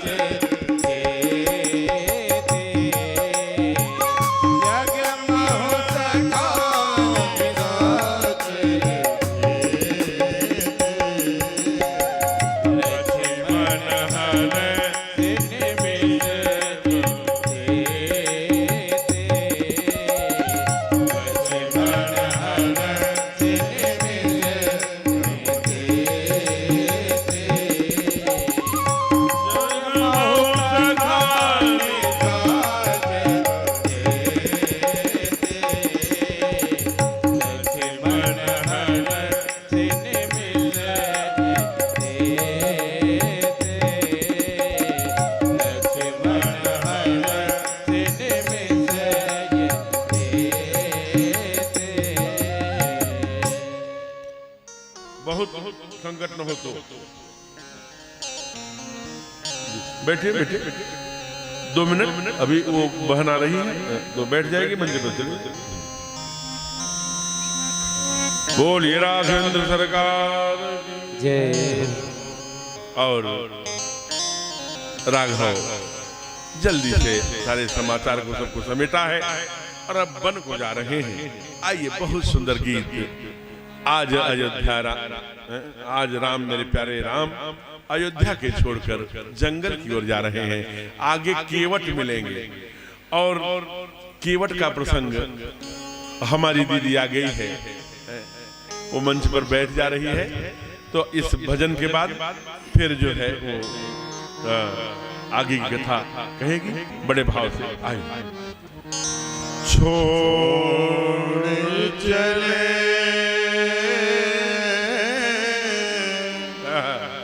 आज हमारे राम अयोध्या छोड़ चले,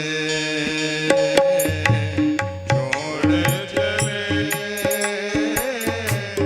आज हमारे राम अयोध्या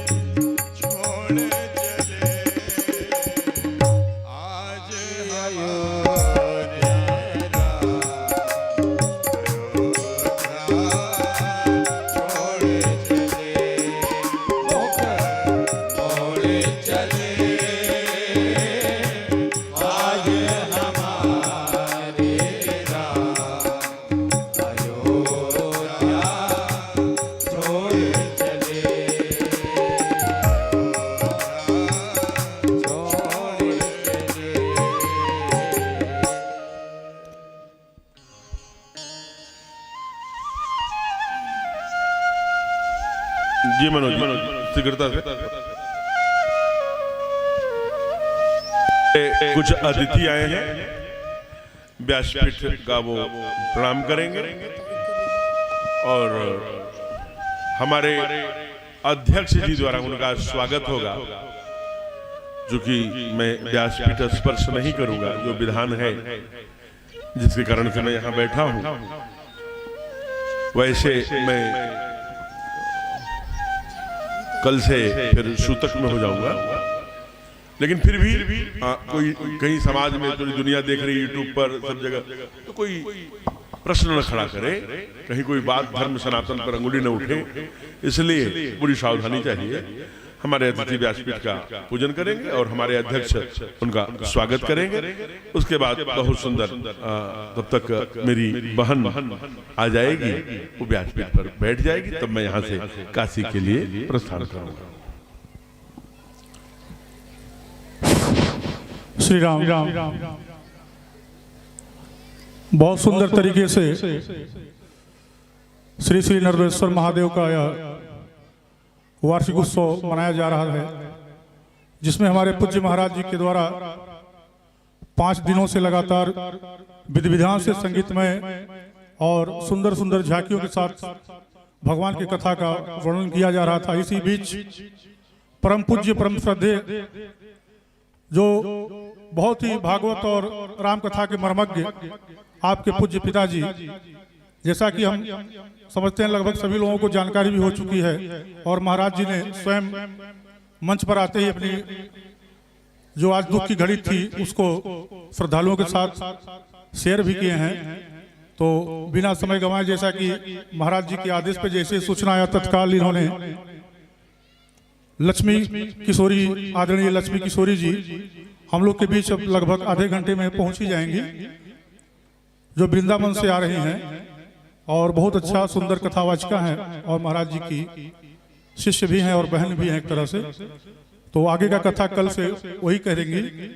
और आज का जो कार्यक्रम है आप लोग के समक्ष आप देख ही रहे हैं, हमारे कुछ अतिथि आए हुए हैं, जिनका श्री श्री नर्मदेश्वर महादेव मंदिर के प्रांगण में हार्दिक स्वागत अभिनंदन है। व्यासपीठ को नमन करते हुए पूज्य महाराज के चरणों में प्रणाम करते हुए मैं आपको बता दूं कि श्री श्री नर्मदेश्वर महादेव का 14वां वार्षिक उत्सव का एक कार्यक्रम चल रहा है, स्थापना दिवस का, जिसमें पूज्य महाराज जी के द्वारा भव्य कलश यात्रा यहाँ पर पहुंची और उसी दिन से संगीतमय राम कथा का आयोजन चल रहा है, जिसमें हमारे नगर सहित आसपास के भारी संख्या में श्रद्धालु प्रतिदिन आके राम कथा का श्रवण कर रहे हैं, पुण्य के भागी बन रहे हैं। और हमारे मथुरा वृंदावन से अच्छे अच्छे झांकी कलाकार जो लगातार झांकियों से भी आप लोगों की सेवा कर रहे हैं। प्रतिदिन हमारे जिले से लेते हुए, नगर से लेते हुए तमाम हमारे सम्मानित अतिथि आ रहे हैं, जो इस कार्यक्रम की शोभा बढ़ा रहे हैं और भगवान की इस कथा में अपना उपस्थिति भी दर्ज करा रहे हैं। जैसा कि हमारी परंपरा है कि हम अपने अतिथियों का स्वागत करते हैं, इसी क्रम में हमारे आयोजन समिति के अध्यक्ष भाई सुनील सिंह जी स्वागत का कार्यक्रम करेंगे। सर्वप्रथम हमारे बीच में बभनी ब्लॉक प्रमुख परमादरणीय राजेंद्र सिंह जी से मैं निवेदन करूंगा, कृपया वो मंच तक आ जाएं।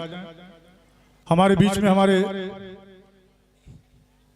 छोटे भाई उस्मान अली जी, आपसे भी निवेदन करूंगा आप भी मंच पे आ जाएं। हमारे बड़े भैया संजू त्रिपाठी जी, उनसे भी निवेदन करूंगा कृपया वो भी मंच पे आ जाएं।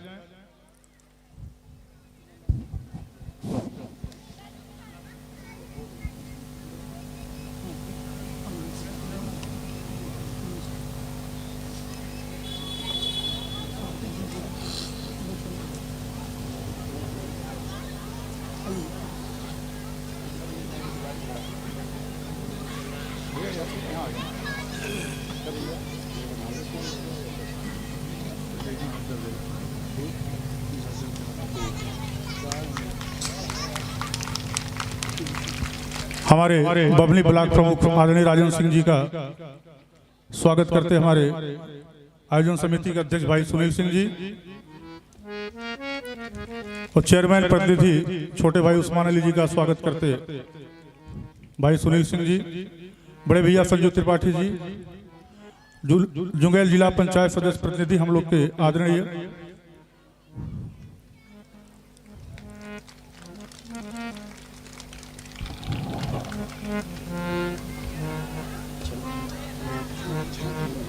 और बहुत सुंदर झांकी जो लगभग बन तैयार हो चुकी है और आप लोगों के बीच झांकी आ रही है।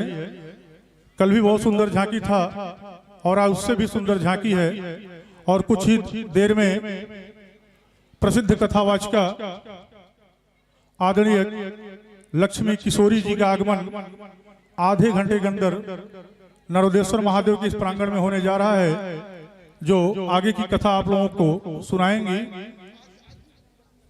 और अभी वो जा रहे हैं तो बैठेंगे, कथा भी सुनाएंगे। आज भी थोड़ा सा विलंब है, रावत से क्रॉस कर चुकी हैं और आज पूरा नरोदेश्वर महादेव, पूरा परिवार, ये पूरे राम कथा में जितने श्रद्धालु आए हैं सब पूज्य महाराज जी के इस दुख के घड़ी में उनके साथ कंधे से कंधे मिलाकर खड़े हैं। भगवान पुण्य आत्मा को अपने श्री चरणों में स्थान दें। और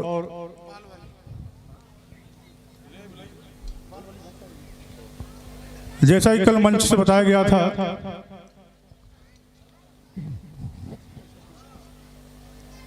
कल बताया गया था जो राधा कृष्ण का बहुत ही सुंदर झांकी जो बॉल के अंदर एक गुब्बारा के अंदर वो हैं, और हमारे नगवा ब्लॉक प्रमुख परम आदरणीय आलोक सिंह जी, हम लोग के आदरणीय गार्जियन स्वरूप भारतीय जनता पार्टी के वरिष्ठ नेता आदरणीय राजा मिश्रा जी, पूर्व ब्लॉक प्रमुख प्रतिनिधि आदरणीय संतोष सिंह उर्फ डंपू सरकार,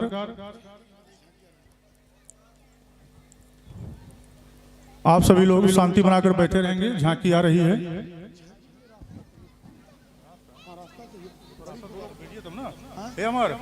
अभिषेक जी रास्ता बनवाइए जरा बीच में इसे।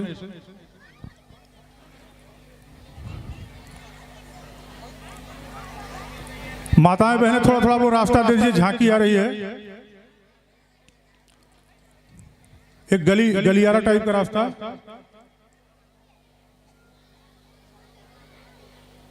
और आगे आ जाएंगे आप लोग, और आगे आ जाइए, बिछाएगा ना, और आगे आ जाइए, और आगे आ जाइए आप लोग, और आगे आ जाइए। रास्ता जगह है यहाँ पे बैठने का, आराम से आगे आ जाइए आप लोग। और बिना समय गंवाए मैं अपने नगवा ब्लॉक प्रमुख आदरणीय आलोक सिंह जी से निवेदन करूंगा, कृपया वो मंच पे आए। परम आदरणीय राजा मिश्रा जी से मैं निवेदन करूंगा, कृपया मंच पे आए। आदरणीय डंपू सरकार जी, आपसे भी निवेदन, कृपया मंच पे आने का कष्ट करें। और बड़े भैया अमरेश पटेल जी भी, उनसे भी निवेदन है, कृपया वो भी मंच पे आए। हमारे आयोजन समिति के अध्यक्ष भाई सुनील सिंह जी के द्वारा अंग वस्त्र देकर परंपरा का निर्वहन करते हुए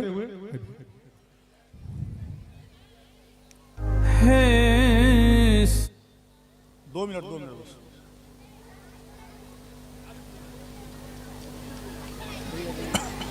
भैया से खड़े लाइन खड़ा वहीं भैया।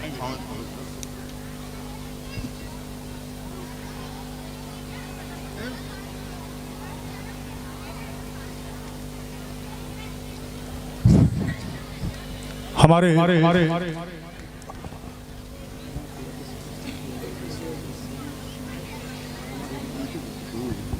और नगवा यज्ञ समिति जो अभी बहुत सुंदर महाराज जी का कार्यक्रम वहां पे संपन्न हुआ, समिति के अध्यक्ष सरोजीत सिंह जी से निवेदन है, कृपया वो भी मंच पे आ जाएं। संजय जायसवाल जी, रमेश सोनी जी और आदरणीय परमानंद पटेल जी, आप सभी नगवा जो इतना सुंदर कार्यक्रम हुआ है, महाराज जी का भव्य राम कथा, मनोज जायसवाल जी, आदरणीय मनोज जायसवाल जी, और झांकी बस एक मिनट बस सम्मान हो जाए बस।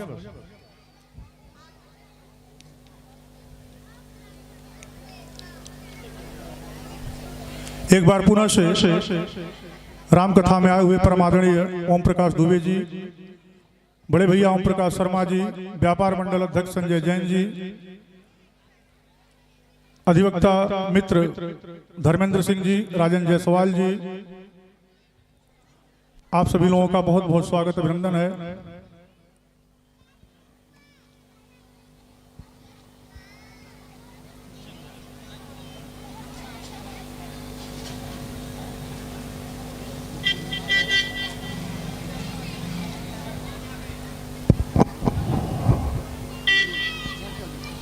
आइए आप सभी लोग अपने अपने स्थान को ग्रहण कर लें। अब झांकी आ रही है।